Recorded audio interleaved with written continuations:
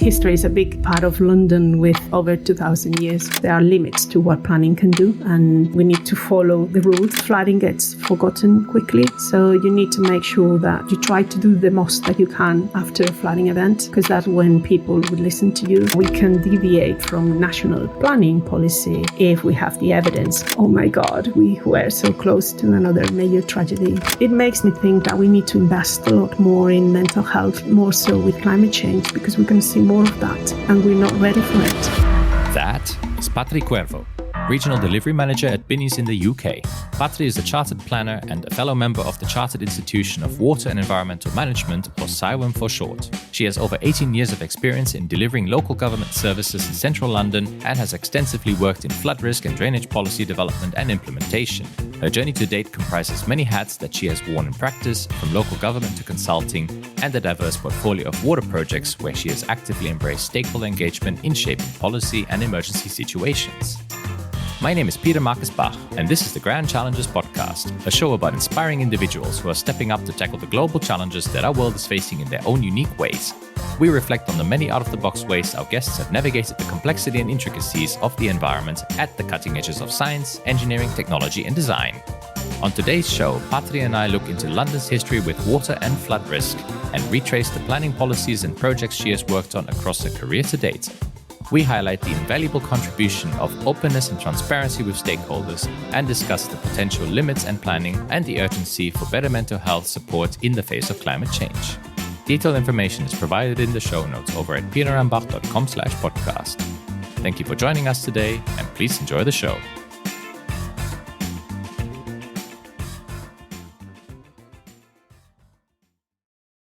Are we doing it in Spanish? I don't know. Patri, bienvenidos to the show. Bienvenida. Gracias, Peter. Muchísimas gracias por invitarme. How are you? Happy New Year. Yeah, Happy New Year. And I'm glad that we could schedule this. You in London, actually, it's much earlier there than here in Switzerland. So thanks for making the time and getting up nice and fresh to do a podcast with me. Well, you know me, I'm an early bird. I don't want to keep things for later on when I'm fresh in my head. No, definitely. And yeah, I think for me, it changes from year to year or month to month even. So I try to seize every opportunity possible to be productive and to do some creative work as well. But nevertheless, looking forward to having this discussion with you. You've been involved in a lot of interesting, exciting, and very different projects. Anything from large-scale infrastructure projects to planning policy to small-scale projects, sustainable drainage systems. So yeah, definitely looking forward. Looking forward to talking to you too, Peter. And one other thing that I'm very intrigued about is that you're based in London. I have not been to London in my life. I have been close by. Definitely have to go there at some point. But as we were getting to know each other, you were telling me often about this walk you like to do in the city. That's something I like to do when I visit a new city. So can you suggest to me what the best route is to take a stroll through London? Well, any part in central London is beautiful to walk through, but my favorite part is always by the river. So follow the Thames path and see how it changes, how the character of the River Thames change. And just make sure that you look up and you look sideways and you look in front of you and you look through our surroundings, because there is a lot to take in when you're walking in London. There is a lot of beautiful, both environmental and built landscapes. So yeah, definitely by the Thames. Anywhere by the Thames is always good. And I heard that there are many bridges along the Thames, a lot of them pedestrian friendly.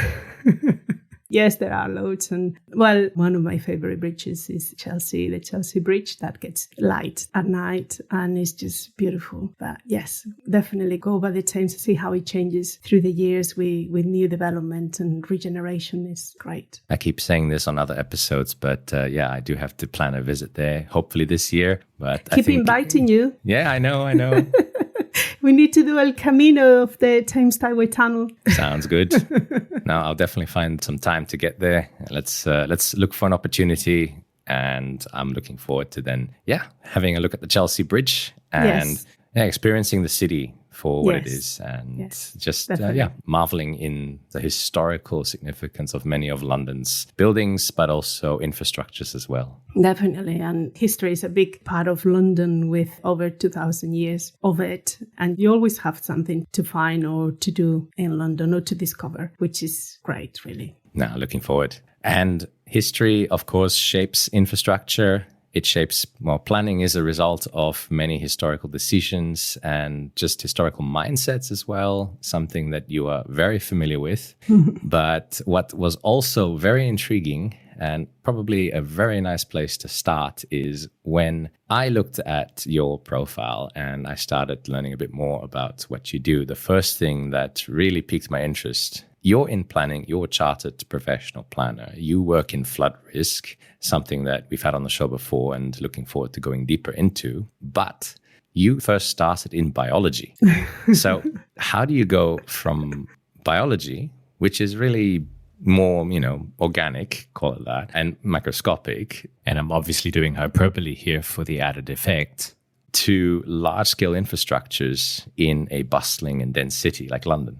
Well, serendipity, maybe. So biology, I'm so grateful that I could study biology because I absolutely loved it. But different subjects that I study, from, as you were saying, macroscopic to microbiology and genetics, all the way to ecology, population ecology, how different plants and animals distribute themselves along different landscapes and latitudes and longitudes. It's just really interesting. My dissertation in my degree was on environmental impact assessment, and the decision of coming to London to study, I guess, is what shaped my career really and my life so far. So I say serendipity make me come to London because when I was studying my biology degree, I had a year where I didn't have many subjects because the degree itself was changing from 5 years, moving into making it more European-like, to 4 years. Okay. So there was a bit of a gap. And one of my cousins, a close cousin, Jose, he said to me, "Oh, Patri, I'm going to London." And the friend I was going to, she couldn't make it. That was like 2 weeks before he was traveling to London. And he said, "Why don't you come with me?" And I'm like, okay, I have like a little gap of a few months, which kind of fit really nicely with what he wanted to do. But on the other hand, I thought, I haven't lost anything in London. What am I going to London for? What would I be doing there? I was never interested as such in discovering London. But then I thought, why not? Let's do it. And as soon as I landed, it was a November night and it was very dark. But I just felt an instant love for the city and for the beauty and also, I don't know, the anonymity, I guess, of being in such a big city and such an awesome place. So, yeah, the rest is history. I just fell in love with the city. And when I finished my degree, I knew I wanted to come and do a master's here. And I chose geography. I did a master's in King's College, London, in geography. The ecology and the population dynamics, they really interested you in then pursuing that further in a more, I guess, practical sense. Exactly. And the geography master's was in environmental change. So it was monitoring, modeling and management, environmental change, which kind of linked to what I was doing in Spain in biology. And it was so hard, Peter.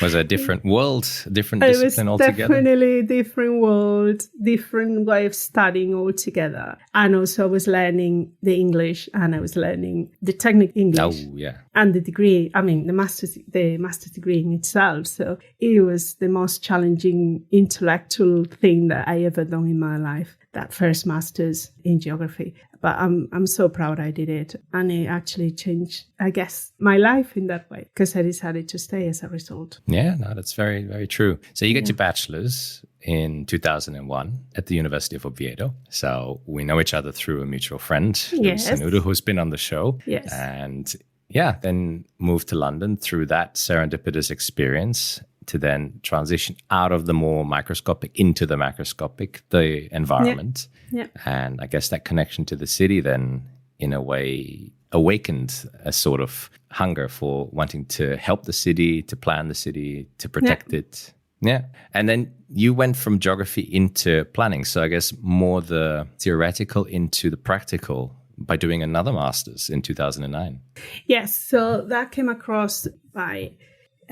my first job was in the environmental department in Kensington and Chelsea in the local council, Central London. And I was in the highways department enforcing, trying to kind of help removing any obstruction in the environment and to keep it tidy and clean and stuff. But it wasn't challenging enough for me after a couple of years. So this opportunity came about in the planning department within the council. And I moved to the planning department and I absolutely loved it. I started there kind of in the conservation team, trying to preserve the environment in terms of removing graffiti. It was the kind of the enforcement side of things, removing graffiti and flag postings. So in a way, doing things that were, I guess, quite reactive rather than being more proactive in shaping the city and shaping the future. Yes, I was doing things more reactive rather than proactive, as you say. But it wasn't my main interest, really. So I was more interested in helping to kind of move things in a more positive way, more proactively. And that's what interests me of planning policy. And that's what I wanted to do next, really. So yes, that's what I did, moved to the planning policy team. And that kind of was quite timely because in 2007, there was a big flooding event in England. And that led to a review, the Pitt review, that led to a change in legislation in 2010. The new act making local authorities in charge or kind of managing surface water or rainfall. And that kind of gave me a step forward into the policy side of things, because one of my weaknesses or strengths is to put my hand up for difficult things. So because I have that environmental degree and the law change, I went into the world of flooding in 2008. So the flooding itself had already happened. So I kind of picked it up after the event happened and started this role, what is called the lead local flood authority role. That was a pretty big event from what I read. So summer of 2007, apparently we had more than double of the June average, 140 millimeters that fell and affected around 10 to 12 local authorities in London. Affected a lot of properties. Yeah, we had, I think in Kensington and Chelsea alone, I think we had, from the top of my head, there were about 500 properties reported flooding. Oh, wow. One of the things that happened, I'm sure it's not just here in the UK, but elsewhere, is that a lot of properties that flooded don't report it because they want to keep the insurance premium down. Oh, okay. Doesn't kind of excuse the numbers that we have, and it makes it difficult really to understand the whole extent of a flooding event. So we don't really know how many properties were really flooded in that event. But do you do assessments in, I guess, post-event to actually understand what the discrepancies are? One of the duties of a lead local flood authority is to do what is called Section 19 investigations. So you do record a lot of information on the event. And in the 2021 flooding event, what I did is to ask residents to send me pictures and information, and we kind of mapped it. But also the local water companies send us a lot of information, and they had their own modeling and their own data. So we kind of contrasted and kind of give a difference in numbers. But yeah, you never have the total full strict amount.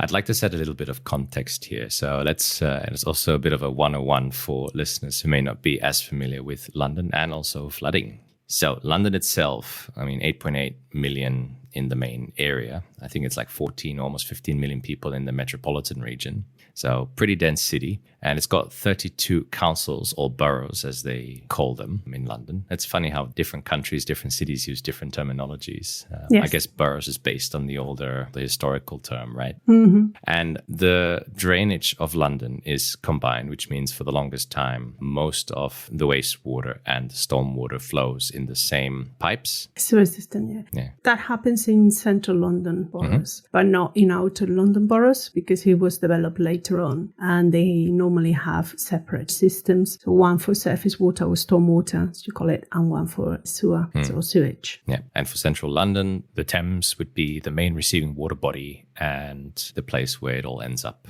at the end of the day? Well, hopefully not as much anymore after. No, but yeah, it was that. So the sewer system in central London is Victorian sewer system, essentially created or implemented by a great engineer called Bazalgette. And obviously he designed it for 1 million people, not for 8.2 million as we are now. And it kind of follows the catchment, if you wish, because a lot of trunk sewers follow what I call lost river. So some rivers were culverted over and they were used as sewage system. And what happens is that the northern boroughs, basically, they follow the same catchment. So you get sewer systems that go from the north to the south of the northern part of London. And then if it rains too heavily, or even if it rains a little bit, those sewer systems have what is called combined sewer overflows, which basically holds into the river where it can discharge in an emergency situation or a stormy situation. Yeah. So with the Thames being the main water body flowing through the city, you then have to deal with a whole range of potential flooding issues. And I guess 3 types of floods come to mind: pluvial caused by rain, fluvial caused by river overflows, as well as coastal. Now, coastal isn't as big an issue in London, I would say, right? But it can happen. But you have to deal with pluvial and fluvial quite frequently, given the city is quite densely paved over, and that the river Thames likes to fluctuate quite substantially. Yes, we do have coastal or tidal. We call it tidal because the river Thames is tidal. When it goes from, I think it's from Richmond onwards, it's tidal. So we have a big barrier called the Thames Barrier in Greenwich, and that kind of stops or prevents any surge from the North Sea backing up into London. So it kind of protects London, and I think it's to 1 in 1,000 year event. Sorry, I'm becoming technical, but to a big event. So we have that as a protection for any coastal or tidal flooding. But the main type of flooding within London, or the riskier flooding, is surface water or storm flooding from the rain and how it interacts in the central of London with the combined sewer. So we have a situation where there are a lot of basements, historical basements, lower ground floors, and newly developed basements, because central London, the land values are astronomical. So it is economically feasible to develop basements, and in some cases several levels of basements, as we had in early stages in Kensington and Chelsea. And the problem with that is that the sewer system follows like a V system. So it has the main trunk sewers in London gets connected at 3 p.m. and at 9 p.m. into lower properties. So if you think about it, they don't connect at 12 p.m. So they don't connect from the top of the sewer system. They connect at 3 and at 9, more or less. Okay, so I'm just trying to understand 3 p.m., 9 p.m., 12 p.m. So it's literally the location at which you come into the pipe. Exactly. So there's lateral connecting in the sides rather than the top. Exactly, a bit lateral high, but not the top. So it doesn't really need to be full, the sewer system, to back up into lower ground floors and basement properties. Although obviously newly developed basements have no return valves, have what we call positive pump devices that stop, give negative pressure, and the water don't get into the basement system, but it kind of pushes it out of the basement system. That's for new basements. So London, so it's dealing with 3 different possible kinds of flooding. At any point in time, it has to defend itself. And so how do you, I guess, manage policy around flood risk? I mean, what are some of the key considerations that you have to take and that you have taken for flood risk for a city like London? So when you develop policies at a local level, you need to follow the main policy, or in the UK is called the National Planning Policy Framework. So developed at a national level by the national government, central government. And then at a local level, you need to be in accordance with those policies set up by central government. But you can also deviate from it depending on your local characteristics and evidence, really. You need to, whatever you do at a local level, you need to have a strong evidence to back it up, because it's examined in public at a later stage by another body. So in terms of flooding, how do you deal with flooding? But then you just say it yourself, you kind of differentiate what are the different types of flooding risks that you can suffer from, and then you try to address one by one. The main aim is to reduce flood risks to the development that you are building, but also ensure that the development doesn't increase flood risk elsewhere, further down the catchment or further up the catchment. Yeah. You mentioned the basement flooding already, and I guess there is a certain risk there, chances that the basements get flooded. But what is the breadth along which you define flood risk? There's the probability and the hazard. And I've heard one definition based on the hazard to human mobility. And I believe it actually comes from the UK, where you need to consider the depth of the water, but also the speed at which that water is traveling, because that can actually destabilize people when they're trying to navigate through floodwaters. What's the breadth of that definition when you're working with the term flood risk in planning policy? It can get very technical, Peter. And there is excellent mapping and modeling done by the Environment Agency, and at local level, you can also do a lot of modeling and mapping of what is the situation, how things interact. But it's very, very complex in a city like London, where you have surface water, fluvial water, groundwater in some cases, because the ground changes throughout London, although in Kensington and Chelsea it's mainly clay, except from where the old rivers, what we call the lost rivers, were present, that you can find more gravels or more kind of different type of soils. So yes, we try to classify again different range of events. What would happen if it rains very little? And we call it 1 in a 1 year event. What happens if it rains more, which is less frequent, but more quantity? Or what happens if it starts getting kind of extreme events, which we would say from 1 in a 100-year event. So it's less frequent, but much more intense. And according to that, you try to create policies that protect at different levels, depending on what you're expecting. Often the perception when you call it a 1 in a 100 year, what people have to also realize is that it's not an event that will happen every 100 years. The way of describing it is really about the probability or the likelihood that such an event might occur. And I think what we all mutually agree on is that with climate change happening, these probabilities are going to be more frequent or are more likely to occur more often. So yeah, it's about the intensity, isn't it? Like the intensity of a storm that you would expect in a 100-year event. But now we see that those 100-year events are happening more frequent. And yeah, you also try to link it with the hazard, as you were saying, the speed and the velocity of the water moving, because you don't need a lot of water to destabilize people. And as we have seen in Valencia, which was a very extreme event, the more vulnerable are the ones that suffer more, the people less mobile. The recent Valencia floods just in October 2024, that, in a very dry year, all of a sudden this flash flood occurs, which has caused, serious torrential rains and a lot of damage and loss of life. So yeah, I'm actually writing an article for CIWEM, which is the Institute of Water and Environment Management in the UK. But yeah, so that was a very tragic event. But it's the event in itself, the type of event is common in Valencia, that type of flooding. There's that type of rain in October, November, due to the difference between warm water in the Mediterranean and the high altitude, very cold air. So in itself, the fact that it rains in Valencia, on that region within Spain, during the autumn is not rare. It's just how intense it was, and also the development that was implemented when maybe it shouldn't have, and also the response and how tragic it was. I mean, the amount of water that fell, that's terrifying.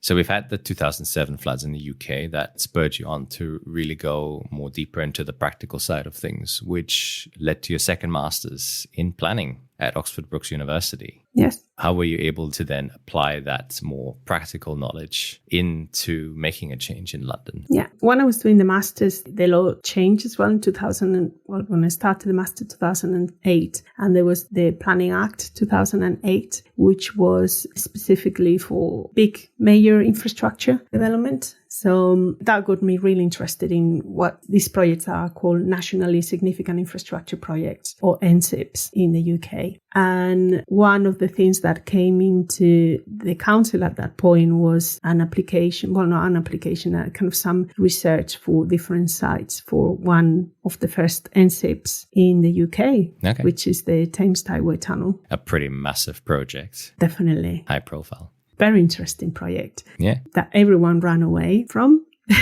Oh, really? in the council. So they kind of look at me and say, yes, please pick me. I'll do it. And so basically we had 2 sites in Kensington and Chelsea, one in Cremorne Wharf and the other one in the Chelsea embankment by the Royal Hospital, which is a pretty historic environment. So the Thames Tideway Tunnel is a tunnel that runs under the River Thames, mainly from west to east of London, and then towards the east of London it goes northeast, and it connects to a pumping cleaning station in the east of London. I was looking it up. It's like they call it the 25-kilometer super sewer. Yes. So a massive 7.2 meter diameter giant pipe running like 30 to 70 meters deep beneath London, but that really helps with the drainage of the city. It is a water quality project, so it's not to alleviate flooding. Okay. Although it can alleviate flooding potentially in some pinch points very close to the River Thames, as it kind of connects sewers in those sites. But basically what it's trying to do and what it does is to connect combined sewer overflows. So those discharges that would go into the River Thames when it rains, it wouldn't go into the River Thames. Water would go into the tunnel and it would be transferred to east of London to be cleaned.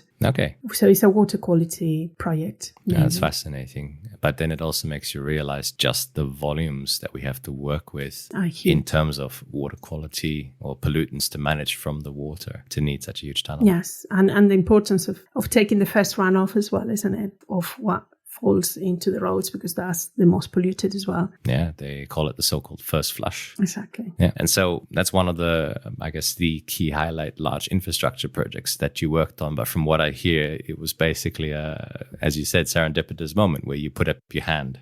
No, I put my hand up because I was studying that at the Masters, and because it was a really positive project for London. It was a project to clean water, to clean the River Thames, to help ecology there. Yeah. And animals, isn't it? And every time it rained, you would have a massive amount of killed fish. So fish would appear there dead because obviously pollutants get into the water and bacteria, and then they use all the oxygen and the fish die. And obviously because of pollutants as well. So yeah, it was a positive project and a very interesting one. And I thought, why not?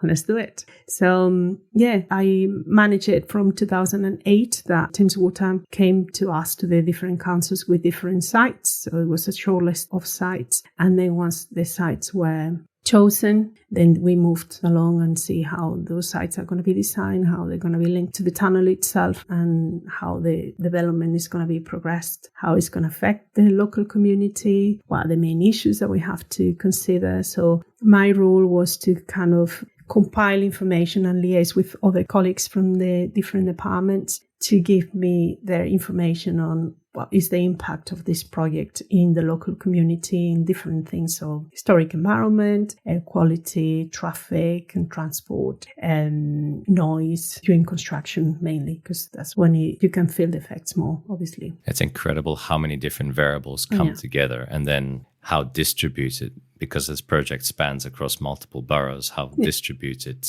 and coordinated such a massive project has to be to get it right. Yeah, definitely. So I was the person coordinating the response to the project from Kensington and Chelsea, but there were, I don't know if it was 8 or 12 other local authorities affected by this project. So we would join with, we had lots of meetings with Thames Water at the beginning, and then the company that took over called Tideway. And we would just, discuss a lot of issues. And we had what's called the Thames Tideway Forum, where a lot of stakeholders, not just local authorities, would come and discuss a way forward. These major infrastructure projects have a lot of consultation with the community, and kind of internally and externally to be able to move the project forward.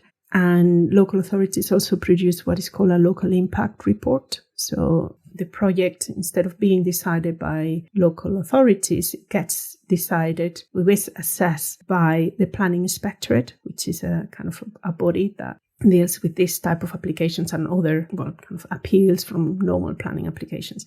Well, the decision is ultimately made by the Secretary for State, but influenced by the findings of the examination in public which is held by the Planning Inspectorate. So yes, you work a lot. It was very intense, many consultations with the community and with us, internal colleagues, many responses, very fully engaged from 2008 to 2014. That was examined, and the decision was called the Development Consent Order was granted. So it's like a planning application, but it's mayor side. So it's not called a planning application.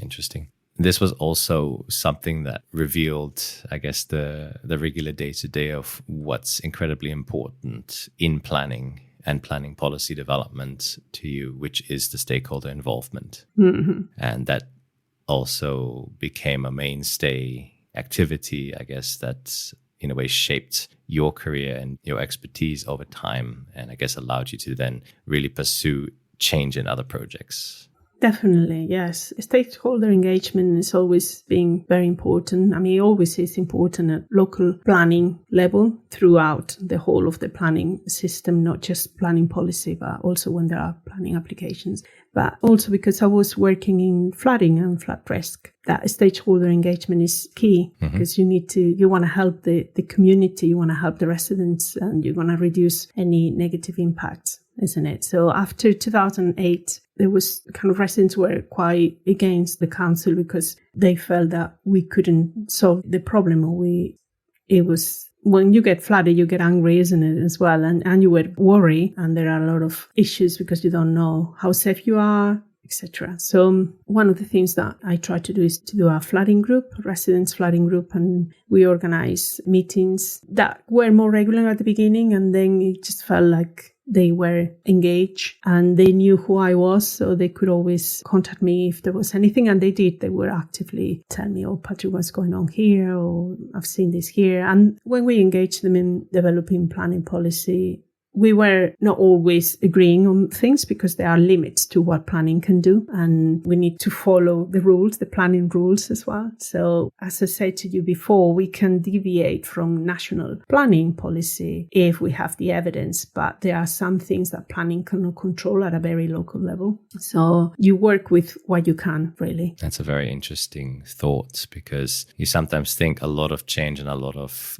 shaping of the environment begins with planning, but even that is constrained to a certain extent. Yeah, very much so. And I think that is probably what you struggle the most when you are a planner, and you have to say, no, you cannot do that through the planning system. We cannot control it, because even when we think, or this general think that planning can control everything, it doesn't. There are some, for example, change of uses that you cannot control through planning. They are what's called permitted development.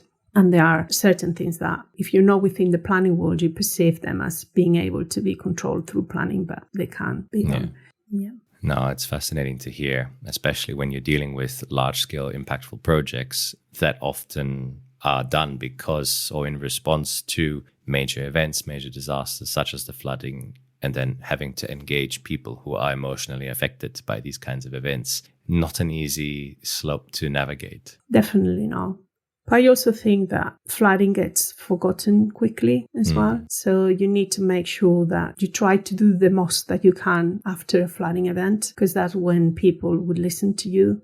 People that get flooded would be emotionally involved for the rest of their lives, definitely. But people around them or the community in general moves on. And I think when we were researching about the Valencia flooding, I think they say that it's 7 years that it takes for people to forget this type of huge event. So it's important that the memory is there and is embedded in policy, what we can embed, and protect and future-proof developments. So we make sure that we don't increase flood risk by doing that, by not looking into it in depth. I find that very eloquent or very poetic to say that you embed the memories in the policy. Yeah. And in a way, it is true. I mean, our cities are shaped by the human experience. And as a result, we want to make sure that we capture the things that are good and to mitigate the things or even prevent the things that were not so good. Yeah. And one of the things of doing local policy or planning policy at a local level is that you are very close to the community that you're developing the policies for, because you talk to them, you engage with them many, many times, and you know what the project problems are, what the issues are, what the worries are. And it's difficult to have that limitation and to know how much you can go towards, how much you can achieve. but also you think about what are the consequences if those policies that you help build don't work or fail, which could fail in extreme events. So that is a personal side, it's a personal touch, and it goes with much more than that at professional level, isn't it? It's like, what would be the implications if this doesn't work? I mean, ultimately, when you're engaging with stakeholders, especially if it's local residents, there needs to be some level of personal touch to it to build the trust in the people, which I guess is something you have to encounter on a day-to-day basis in a lot of those projects. Definitely. One of the things that I felt when we were doing the Thames Tideway Tunnel, I think the community didn't really trust us in a way. And one of the things I thought is like, why don't we, every time we have a meeting, we put those minutes up on our website? Because we were getting a lot of what is called freedom of information requests. So people asking us what's going on with this project, that why we don't know anything about this. So we want to know what happened here. So I say, okay, proactively, instead of waiting for them to ask us for it, let's just do a webpage on the project and start putting all the minutes up, and the freedom of information requests kind of reduced to a minimum. And I kind of used that example to do the same with the other big project, which was a flood risk project in Kensington, which is called the Countess Creek Storm Alleviation. So in a way, one of the, I guess, most tangible ways to build trust is that transparency. Definitely. Yeah. And transparency can start as simply as actually showing what was discussed in some of the key meetings so that residents have access to that information. I guess anything starts through information provision because that reduces uncertainty in anyone's thoughts around a project. Definitely. Yeah. Yes. And when there are very complex projects that can go one way or the other, it's very difficult to kind of give a definite answer as early on as people would like it. So I think it's important that you bring people along the journey and you show them how complex it is and how many things that need to be considered. And you can only do it by publishing your journey as a local authority and as a project, isn't it? Yeah.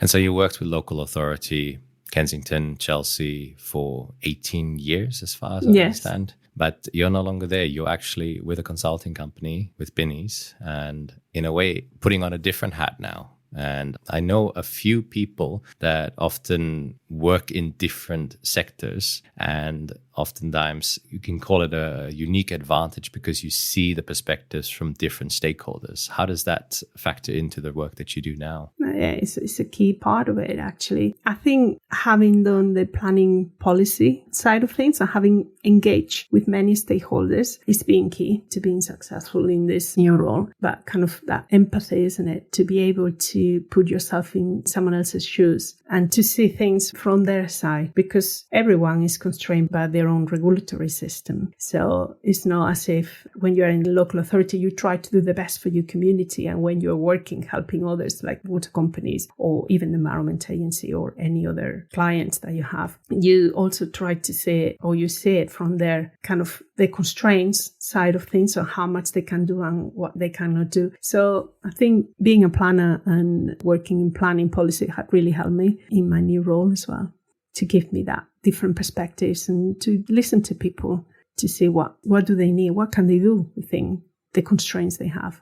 Indeed. But it's nice to hear how the experience then mixes into a melting pot that allows you to then better navigate, especially when it's about stakeholder engagement and, I guess, building trust in the public. Yeah. It's funny. I have a funny story because I also worked, by the way, with the Environment Agency before. I was seconded to the Environment Agency when I was working for Kensington and Chelsea. As another of my putting my hand up for another opportunity. And yet another hat that you can wear. Exactly. So, I was helping the Regional Flood and Coastal Committee to develop a couple of teams that work or were embedded within the Environment Agency to address or to support local authorities developing flood risk projects. So the Regional Flood and Coastal Committee is a body that was born as a result of the Water Management Act 2010. And basically what it aims is to take a large pot of money in different regions. So there are different regional flood and coastal committees throughout England. And then they get this money and they kind of allocate it to different projects. So my role there was to create these two new teams within London, one for inner London and one for Thames area, and to help local authorities to bring more projects into those program of flood risk projects. So, I helped them for almost 6-7 months. And it was a great experience to meet colleagues that were doing flood risk from the Environment Agency side in London. Now, fascinating. And in a way, collecting them all, working for local government, regional government, and then consulting. And so it goes without saying, in the UK, just as with many other places in the world, sustainable drainage systems they form much part of the planning, as do big infrastructures. And that's something you've also encountered along the way on some of these projects. What's your experience been like, on the one hand, working on larger infrastructure projects like the Thames Tideway, and then working on dealing with sustainable drainage systems and how we can help implement them, especially in the UK, because I know it's been a very big topic there? Yes. My experience working with SuDS has been dual. So in one of the lead local authority duties, which I was implementing in Kensington and Chelsea, is to respond to drainage strategies for major planning applications. So those applications that have 10 or more houses or over 1,000 square meters of any other industrial commercial floor space. So basically you would get these drainage strategies that would contain SuDS, sustainable drainage, some degree of sustainable drainage, different obviously depending on the project. And I would review them and approve them. And one of the ones I'm most proud of, and I just managed to visit it last month, is the sustainable drainage system in the grounds of the Natural History Museum. Which is an awesome project because it not just drains water and gives us zero runoff into the sewers, but it also follows the history of the different eras of the earth and kind of brings outside whatever are the contents of the National History Museum, and it's a joy to go and discover them. So I was approving the drainage applications for drainage systems that were supporting planning applications, but I was also developing other projects. So I just mentioned earlier about the Regional Flood and Coastal Committee that would give funding to projects, to flood risk projects, and local authorities could apply for funding for flood risk projects and for sustainable drainage projects as well. So I also apply to develop this SuDS system in a local council estate near a market, a very famous market called Portobello Road Market. So it was both ways. So one responding to planning applications and the other one's trying to implement sustainable drainage in pinch point areas in Kensington. So that's my experience, and obviously also developing sustainable drainage planning policies as well. So telling developers what we expect in minor applications and in major applications. And I think our policy for minors was one of the first, if not the first, in London and in the UK. So we were the first, or one of the first, requiring SuDS for small extensions, minor developments of 1-2 houses, etc. Interesting. And what are the general priorities around SuDS in London? Is it mainly flood control, flood risk reduction? Is it also water quality? Yeah, I think that's how it started. So flooding or water quantity was one of the key starting points of SuDS. But now we have the 4 pillars of SuDS. So it's not just about water quantity, it's about quality, it's about diversity, it's about amenity as well. But I would go much further and say it's about mental health as well. It's about health, just walking towards or within nice green spaces is much better than helps everyone, really. And judging from the example from the National History Museum, there's also a cultural significance to it, which is interesting. Cultural, educational. Another project, but I haven't been involved in this project, but one of really good projects, and I take my kids to that place as much as I can. It's a park, Holland Park, an adventure playground that includes SuDS, and that was developed by my colleagues in the Parks Department in Kensington. Interesting. Yeah. It's a cool place to go. Nice. Going through your CV, I also noticed that you've been quite active in developing SuDS guidance. Could you tell me a bit about that? Because I also noticed a very familiar name to me, which is Syria, the construction industry Research and Information Association, and I've looked at some of their guidance documents in the past. Yes, I developed local guidance. So I did a webpage for sustainable drainage for a small development for Kensington and Chelsea. And also, I think it was 2019, we started working on a greening SPD that has lots of different topics to make sure the development becomes greener, has less energy, reduces flood risk, etc. So what I did for that supplementary planning document, or SPD, is I authored the chapters on flood risk. So it talks about flood risk and sustainable drainage systems, and I kind of manage the biodiversity chapter as well. So kind of reviewing it and trying to link biodiversity with sustainable drainage. That was very interesting. In terms of Syria guidance, I was lucky that they asked me to support or to review the urban chapter in the review of the SuDS manual 2015. And then they also called me to help them being part of the steering group for the Blue Roofs guidance. And I was wearing my planning hat to understand what was the need for planning in terms of infrastructure at roof level. And also because in Kensington and Chelsea, there are about over 7,000 listed buildings, which are heavily protected, and you cannot attach a lot of things to it because you may damage the fabric of the building. They wanted that view as well of what could be done in historic buildings. It was very interesting because there was a lot of little details on protecting the roof and making sure that it doesn't get flooded, etc. And it was very different to what I normally did. I find it quite interesting when you look at existing urban areas, especially because, as you just said, London has so many protected buildings. This heritage value in planning is always a very big issue. So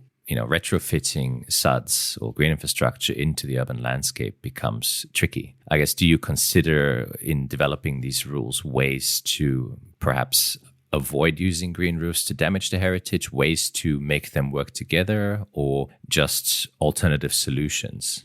Yes, that's a good question. It depends on each development at a time. So it depends how constrained the development is at ground level. So if there is a space at ground level, you try to maximize that first, if you can. Also depends on the ground conditions, although you can modify those ground conditions locally to make them work to a certain extent. But we do consider as well green roofs and blue roofs, green-blue roofs, a combination of both in conservation areas and historic buildings if they don't damage the building in itself. So it's trying to get a holistic approach, but it depends on the constraints of each of the development and if they have any space on the ground. You also need to consider what infrastructure is already present on the roof, because there might be a lot of air conditioning or other infrastructure that the building needs. And it's the green roof. So you need to see how it interacts with whatever is there. So obviously it's better to consider any SuDS, not just green and blue roof SuDS, at design stage, so before the building is built, because then you have the loadings, etc., that you don't have to worry about. But when retrofitting green-blue infrastructure, you need to check the constraints as well. But you can see in the city of London, so very central London, where we have all the skyscrapers, they're doing quite a lot of green roofs at roof level, obviously, and they are providing a really good amenity space and amazing views as well of the city. So, yeah, highly recommend to go and visit those green-blue roofs. Yeah, I can just imagine, standing on the rooftops and getting a better vantage point of the city because it's pretty dense given its history. So, yeah, interesting. I want to talk about one key event which, from getting to know more about you mentioned affected you quite significantly. And it wasn't actually in flooding. It was actually the Grenfell Tower fire in North Kensington back in 2017. So massive fire that broke out in this high-rise residential building on the 14th of June and led to, after more than 60 hours of burning, lots of injuries, lots of fatalities. And reading the location of this fire then struck a chord when I realized that that's also the council that you were based in at the time. Could you tell me a bit more about that event and what it meant for you or how it affected you? Yeah, it's difficult for me to talk about Grenfell. And you know that I was thinking, shall I not? Because I want to be extremely respectful to everyone involved. And I'm conscious that this has touched many, many people. But on the other hand, I also wanted to give the perspective of someone who worked at the local authority at the time, and my own perspective and how kind of that shaped what I did next in my career. So instead of starting in 2017, I think I need to go back a little bit and take you to 2005, where there were the London bombings, 2005. So we had a colleague, I didn't work with him, but one of the people who died in the bus in Tavistock Road in 2005 worked for Kensington and Chelsea. So the local authority wanted to create this group of people who support victims and affected people from any kind of events. Like we would think about terrorist event, but it could have been something else like an accident. We had previously, before my time in Kensington, there had been a train accident in Labrador Grove, which is quite close to Grenfell, actually. And so I put my hand up because I always felt that I wanted to help everyone at the community, and I felt very attached to Kensington. I was a resident of Kensington when I was studying. So I put my hand up, and then we created this group called Crisis Support Officers, and we were trained. We held some meetings together. We had training, kind of psychological training, and we were kind of ready to support when something happened.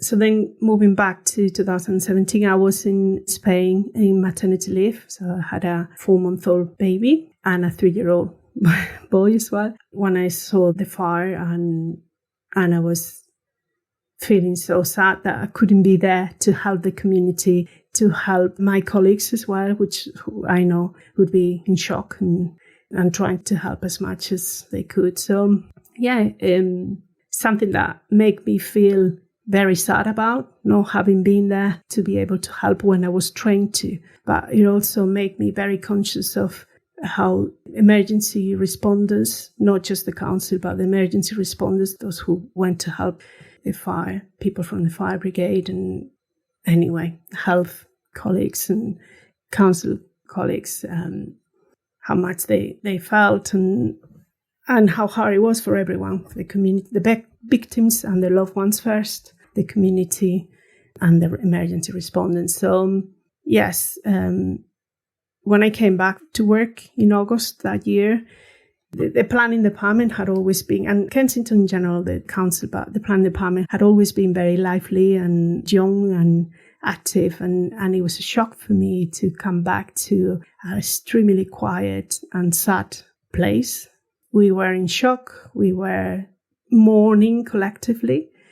And I think corporate mourning is very difficult to explain and to go through, because we all know what we are mourning for, but at the same time, you cannot talk about it in a way because you don't know how people are going to react to it. And at the time, apart from Grenfell, which was horrible and a major tragedy and very sad, we were all very sad about it. And we also had a loss of 3 for our colleagues for not related reasons. It was just health issues, but it came quite sudden. And so we were, just before Grenfell, we had a loss of 3 colleagues, and all of that we were trying to deal with a lot. So it was a very, very dark time in my professional life in that sense, that sadness. But it has also led to positive change, and which is great. And this is what we need to move towards a positive. But at the time when you're going through that tunnel and you don't see the light at the end of it, it's really, really hard. And in a way, I always felt like I wasn't there for them when they needed me, the community and my colleagues. But when the 2021 flooding happened, I felt like I could give as much as I have wanted when I couldn't earlier. So I worked so many hours that I didn't have any stops. I just, whatever was needed, I would do.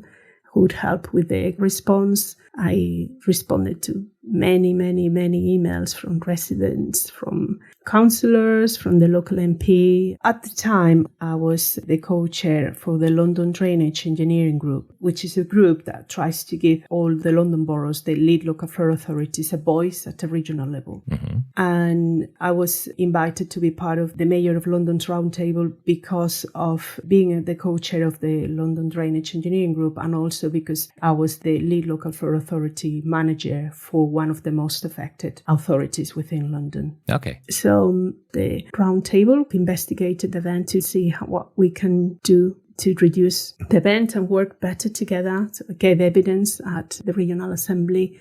And I think when I asked the residents to send me pictures about the flooding event to inform the investigation we were doing, and one of the residents sent me a picture of basement totally full of water up to the top, I just stopped and cried.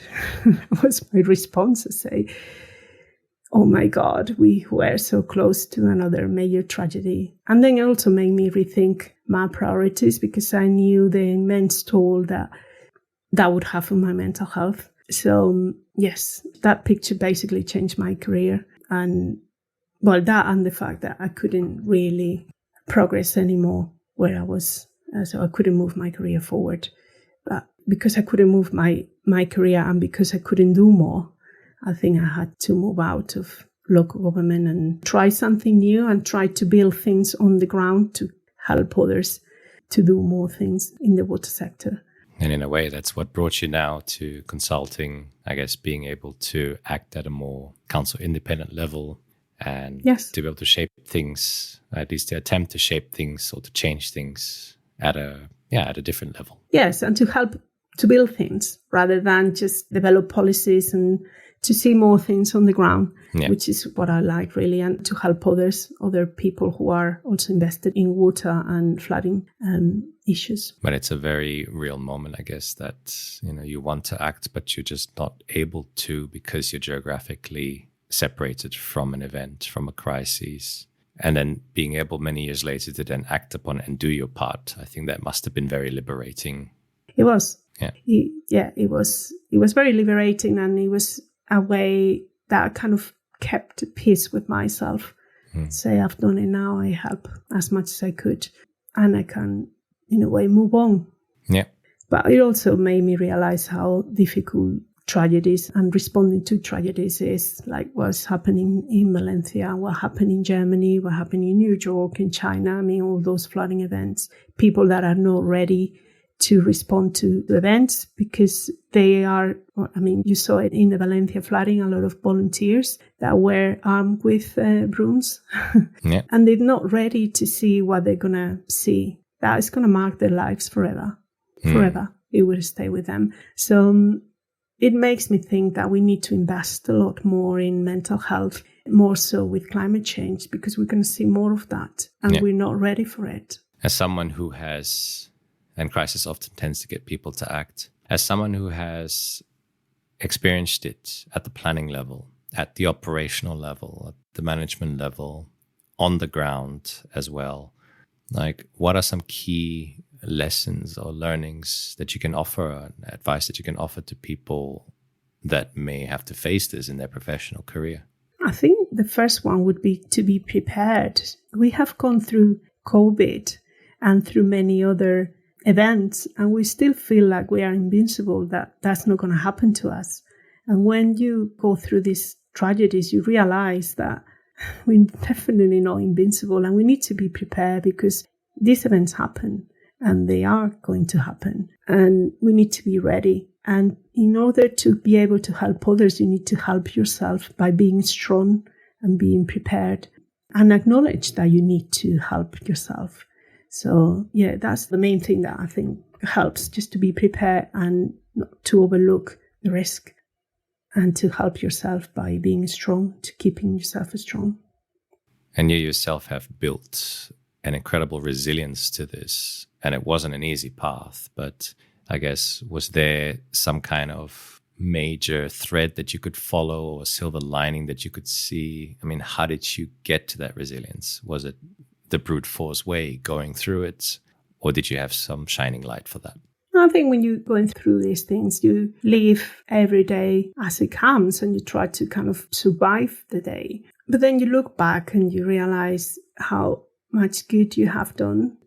When I left the council, I got so many lovely emails by people who not all the time have been on the same lines as I, or we have seen things through the same way. So yeah, I got a lot of really positive emails and feedback. But I think what helped me was day by day. And then now that I had to have time to reflect and to look back by preparing for this podcast, kind of made me realize that you're normally stronger than you think you are as well.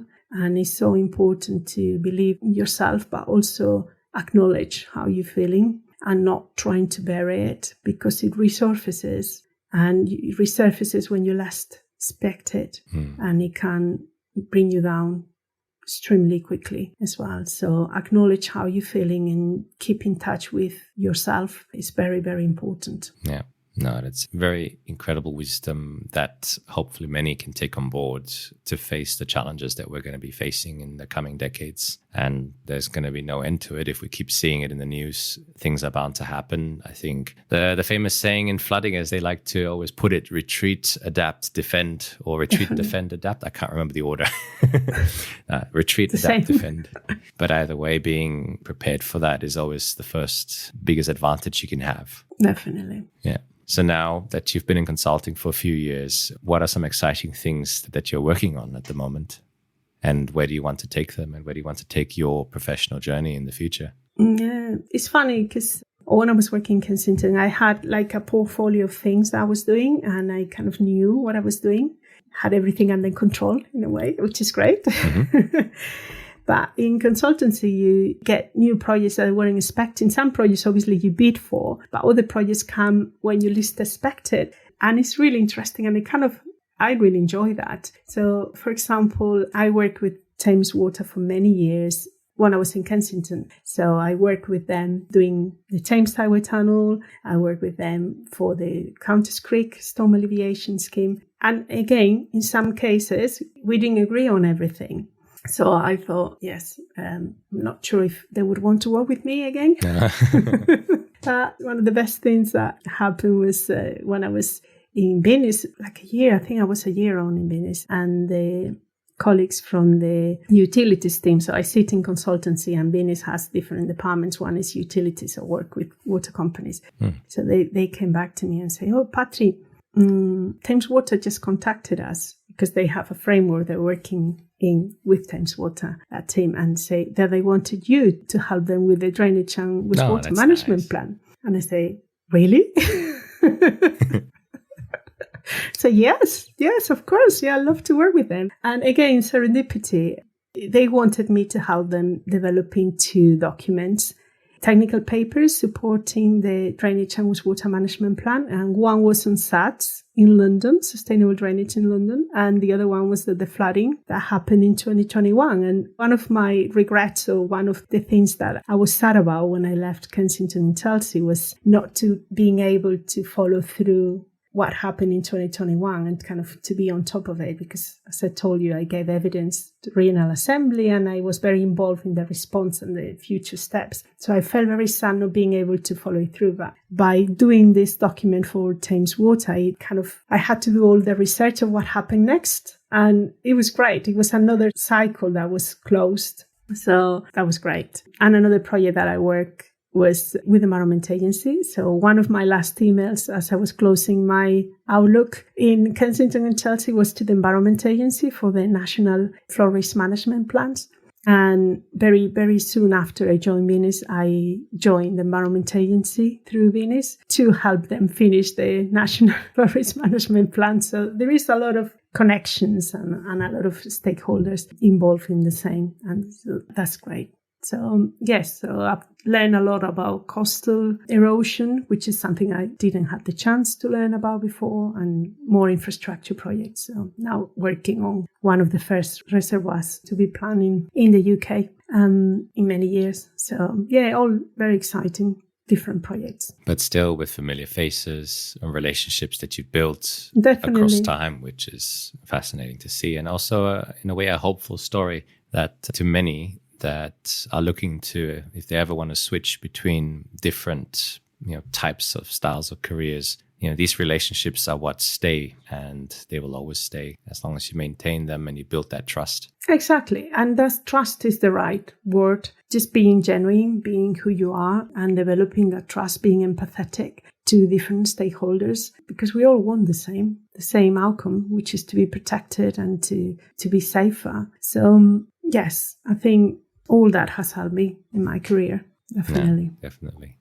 Patri, this has been a very reflective conversation, a very real and I guess a conversation that gave me a lot of insights as to how it feels to work in wearing different hats across planning. It highlights the complexities of planning and also especially the human element to it that is incredibly important on the one hand, but can also really affect you and allows you to develop yourself further as well as you progress through your career.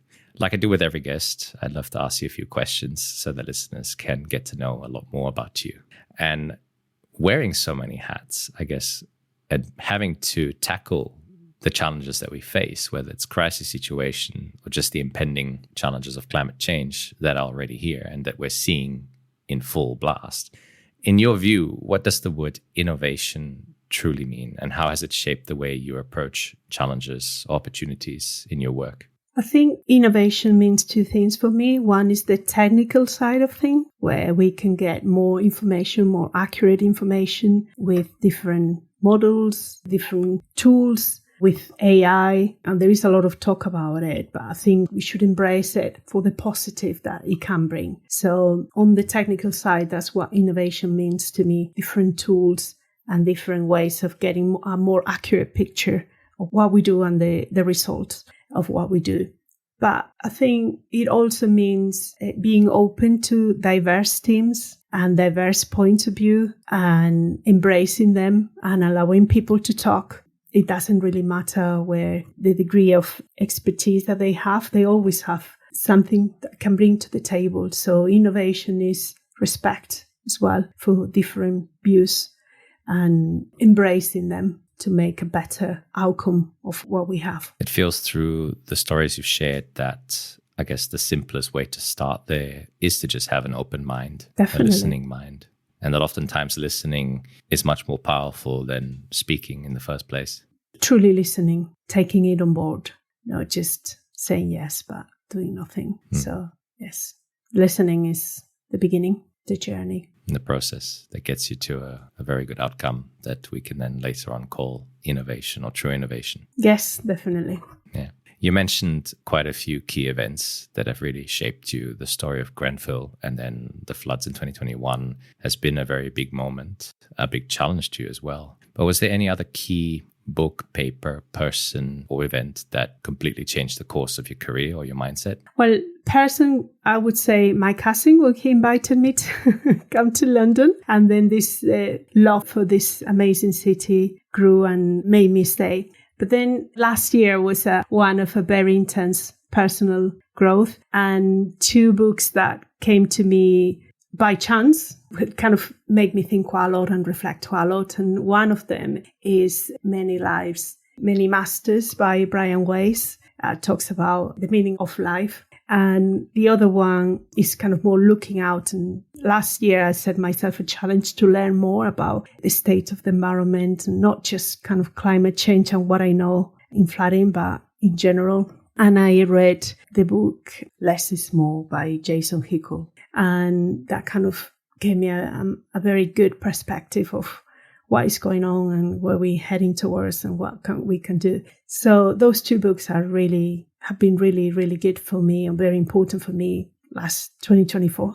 A book about the meaning of life and a book about, I guess, realizing that doing less or maybe slowing down, as far as I understand from the title, may be a better way of going about things. Yeah, it's about a little bit of capitalism and how the way we measure growth with GDP is kind of lets it in a rat race, really, where we kind of try to exponentially grow but we don't take into consideration all of the resources and what we're doing as a result of that growth and where we invest in the growth, really. So trying to make the world a bit safer and fairer for everyone, really, for the environment and for ourselves. So it's a book that I recommend to anyone that is interested about seeing the bigger picture. Less is more. Less is more. And I guess as a planner, it's something you have to keep in the back of your head on a day-to-day basis to always see the bigger picture. Yes, you try to, but when you specialize in a subject, it's very easy to go into that specialism, isn't it? You need to make an effort to see things from up there, from having a wider perspective rather than just focus all the time in a topic. And yeah, it is very interesting. I think it's a really well written book, and I love how he kind of interchanges a lot of facts and a lot of history and kind of philosophy as well. It's a powerful book. Interesting. A mix of different ways of thinking. I must check that out myself as well. Definitely. Yeah, thanks for the recommendations. You're welcome. If you had a magic wand and you could change one thing about the current situation we're in, or anything that you're dealing with, or the world itself, what would it be and why? I would make the world more empathetic.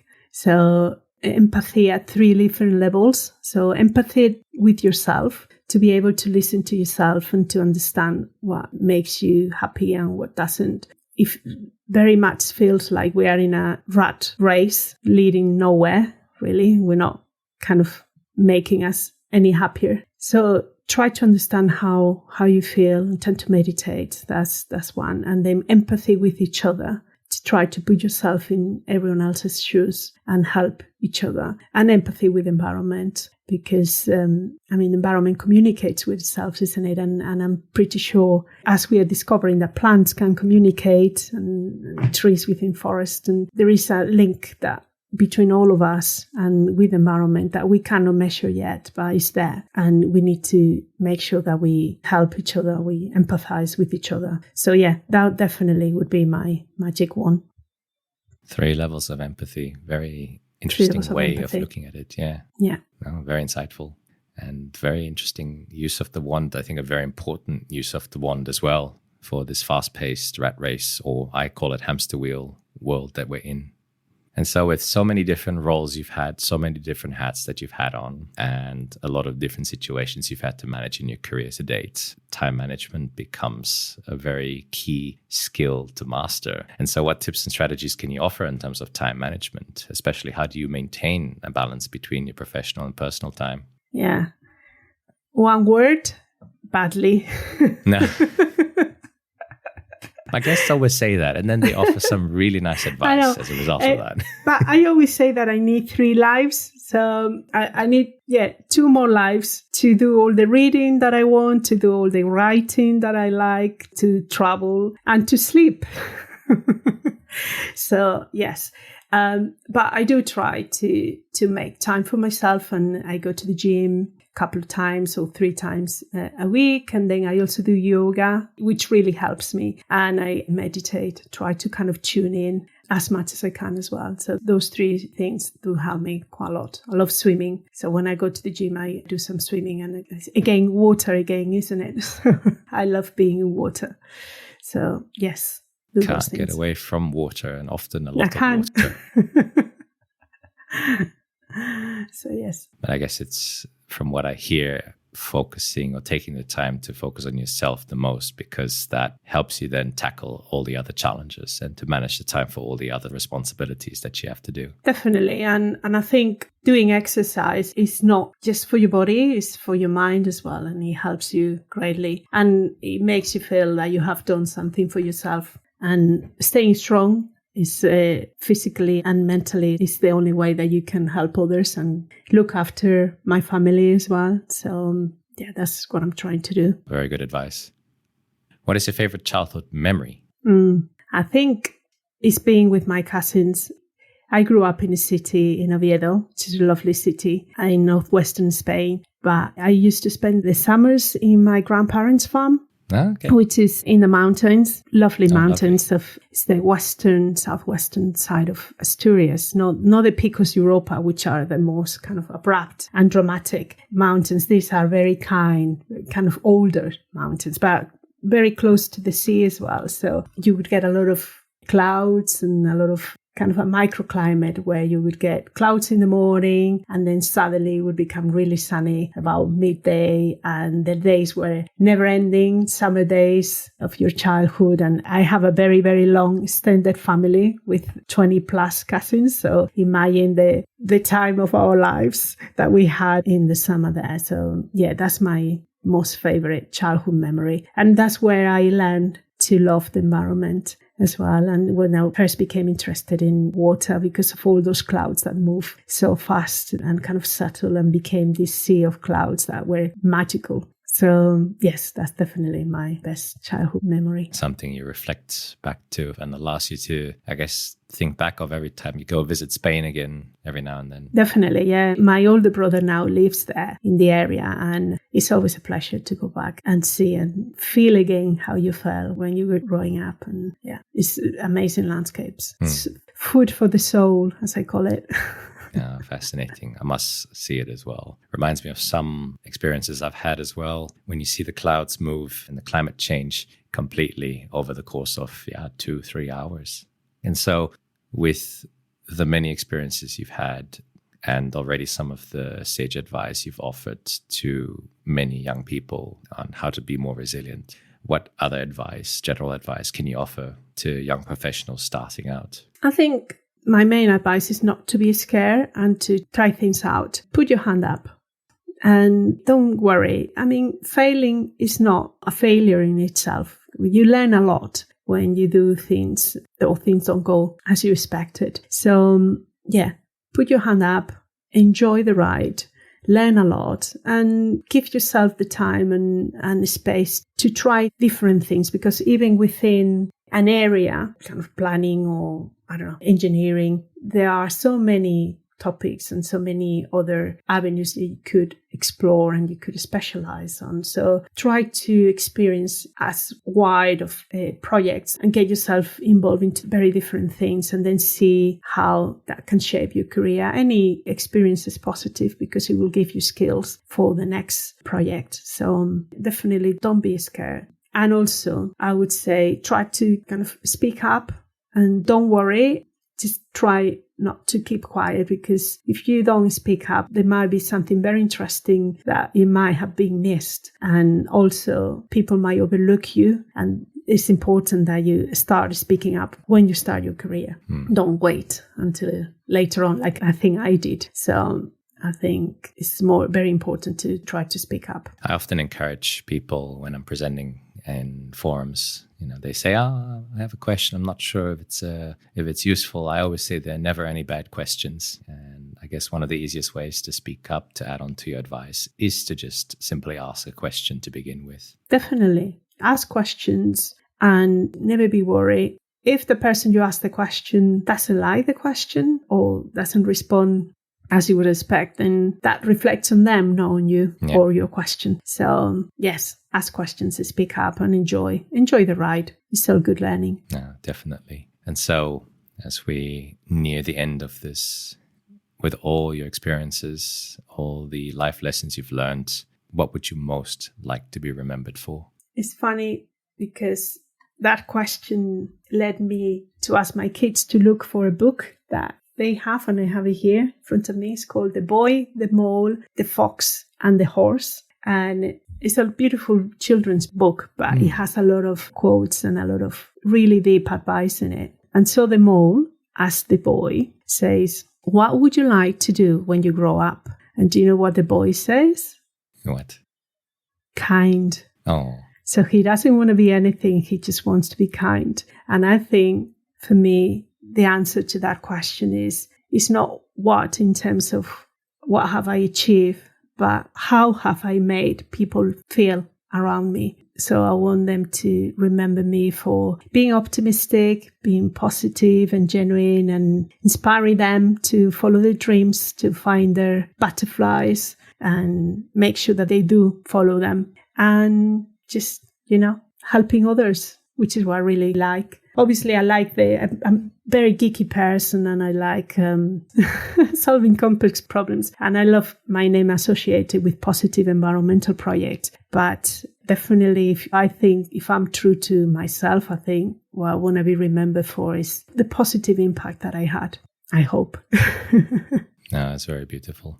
I must revisit that book. It's interesting. Definitely. Put it in your notes for the podcast. No, definitely. We'll have to leave a link there. Definitely. But also the wisdom you can gain from children's books and reading them many years later in your adulthood is quite eye-opening. Definitely. Yeah. And it's important that we give this positive message to children and teenagers, because one of the things that really worries me is mental health and how young people are being affected by negative news that we have, and the world, the state of the world, and how easily accessible it is for them to know what's happening, not just in their corner of the world, but everywhere else. And I think it's very sad what we're seeing in terms of mental health in children and young people, young adults. So yeah, it's important they start reading these books and they understand what is the most important thing in life, isn't it?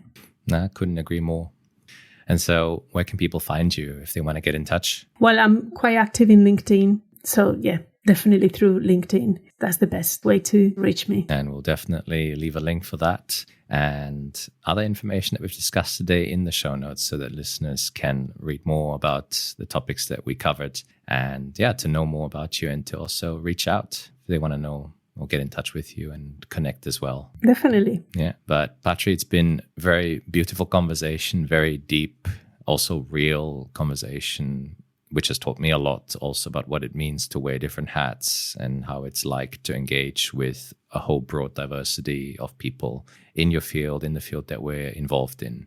And like I do with every guest on the show, I always give my guests the final words. So one last message for the listeners to take away from today.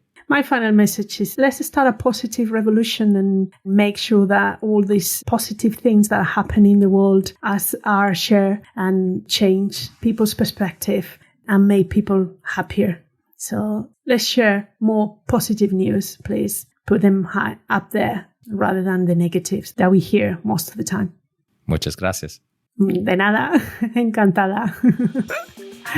And that wraps up our insightful and deep discussion with Patricia Cuervo. For more information about London and its history with water, some lessons and tips for better mental health and preparedness, or just some insights on walking tours and book recommendations, check out the show notes for more information over at peterandbach.com/podcast. And as always, thank you listeners for tuning in to this episode and for your feedback and support. If you are enjoying this show, I would be incredibly grateful if you could share this podcast with your family, friends, colleagues, and even planning officers. Subscribe or follow this podcast on Spotify, Apple Music, other podcast channels, or follow the LinkedIn group to stay up to date with the latest releases. If you're curious about me or my work in general, you can also check out my website or social media.